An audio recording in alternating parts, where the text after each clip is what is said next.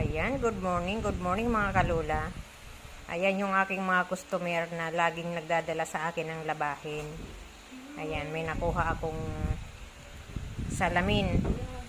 Tapos credit card. May pera at saka relos.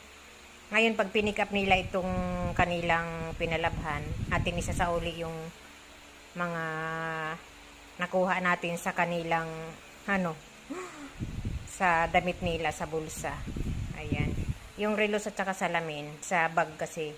Sa bag kasi nakalagay ito. Ngayon atin ibabalik para sa atin din naman kapurian. Kapore-pore pag tayo ay nagbalik ng hindi sa atin. Ayan. At God bless. Hanggang dito na lang ang video ni Lola. God bless.